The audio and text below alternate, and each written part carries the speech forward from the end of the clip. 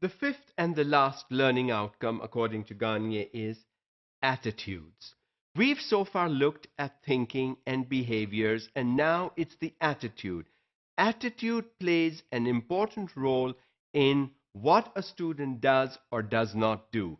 If the students have the right attitude, they will do it.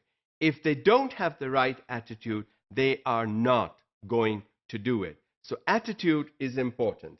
These are feelings and emotions developed from positive and negative experiences. All children, all young people, all students bring their own unique experiences to the classroom setting. Those experiences may be good or positive, or may be negative and not so good. But being aware of the kinds of experiences students bring and what attitudes and emotions they walk into the classroom with will set the temperature for the day in that particular classroom. If your students are comfortable, if they have a positive attitude, if they want to learn, they will do it. So as the teacher, it is important that we provide those kinds of positive experiences to students rather than the negative experiences. After all, there is also a politically correct way of saying this is not right, instead of saying wrong, incorrect, dumb, stupid. No, there are better ways of saying it. You did it last week. Why don't you try it again? Recall what I said yesterday. Help the students gain the positive experiences in the classroom, and you will see their attitudes change. When a student wants to be in a particular teacher's classroom, it says something about that teacher. It says something about what the teacher is doing, focusing on the attitudes of the students. So a positive experiences will lead to positive, strong attitudes, strong emotions, strong feelings, wanting the student to learn. The student will learn when he or she wants to learn. So mental operations needed for each outcome differ. All the 5 outcomes that we've seen, the amount of mental work required for each is different.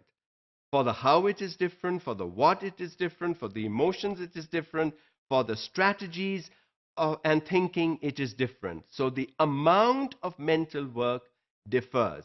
It is important that all teachers provide all 5 learning outcomes for their students. Our students should be able to show us the outcomes in all 5 areas, not just 1, not just 2, not just 3, not just 4. It's not good enough. They must be able to display and show us that they've learned so that all 5 outcomes can be visibly seen. Garnier's instructional events lead into cognitive psychology. As we saw a little while ago, that Garnier's work kind of transitions from behaviorism and leads into cognitive psychology. And this is true. Garnier did contribute to behaviorism, but he also opened the doors to thinking, to cognition, and therefore cognitive psychology was born. Cognitive psychology came about through Garnier's work and his understanding that although behaviors need to be seen, but what about the thinking that goes on behind the behaviors and why students behave in certain ways, in particular ways, in unique ways characteristic of students. That thinking lends to cognition and opens the door to cognitive psychology.